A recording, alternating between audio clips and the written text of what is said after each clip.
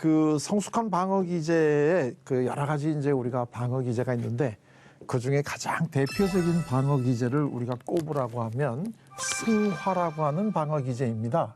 이게 우리가 이제 이 승화라고 하는 거는 일상적인 용어로도 많이 사용을 하죠.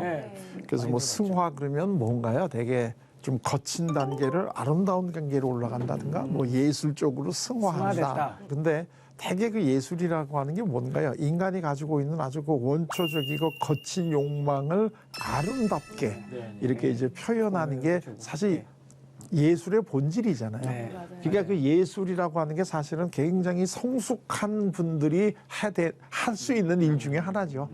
그러니까 이제 그래서 우리가 보통 그 예술가들을 굉장히 존경하는 이유 중에 하나가 오랜 그 훈련 끝에 그 거친 감정이 아름답게 이렇게 표현이 되는 거잖아요.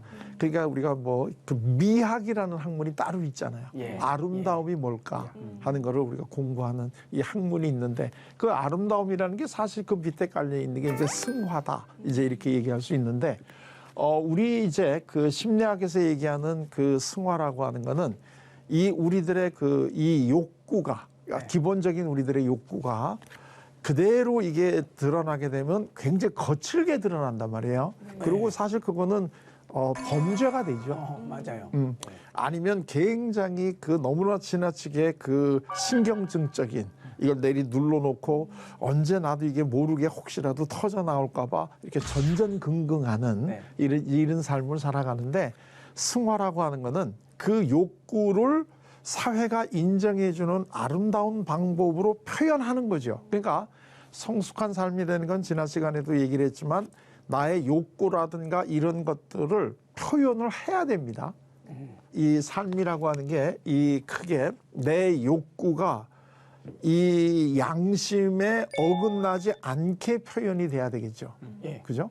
그러니까 이 우리들을 그 여기 양심이라고 하는 거는 이거는 우리가 상당히 개인적이다 이렇게 이제 보통 생각하기가 쉬운데 물론 개인적인 측면도 있지만 이 양심이라고 하는 거는 이 우리가 살고 있는 이 사회의 사회적 규범, 이나 도덕, 이제 이런 관습 이러한 것들이 우리 마음 속에 내재화된 거거든요. 이 내재화됐다는 거는 다른 사람이 이제는 알려주지 않아도 우리 스스로가 판단할 수 있게 됐다 하는 게 내재화예요. 예를 들면 갓난 어린아이들은 양심이 있을까요? 없을까요? 없죠. 얘네들은 뭐가 옳은지 그른지를 모르기 때문에 갓난 어린아이들은 이 욕구에 의해서 움직이잖아요. 그 미성숙한 게 이제 청소년 때까지는 그게 어느 정도 용납이 되는데 그 이후에는 자기 행동에 대해서 책임을 져야 되잖아요.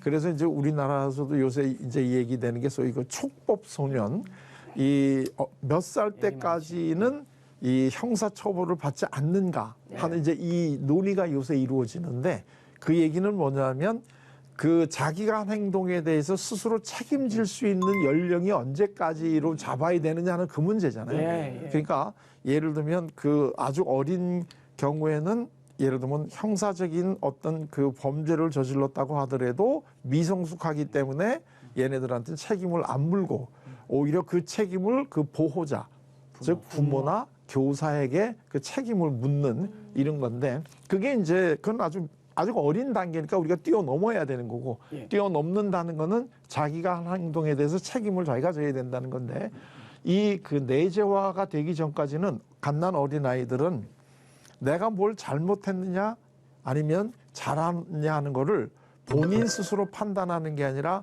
내가 한 행동의 결과로 나 주위 사람들이 어떤 반응을 보이느냐에 따라서 결정이 된다는 거예요.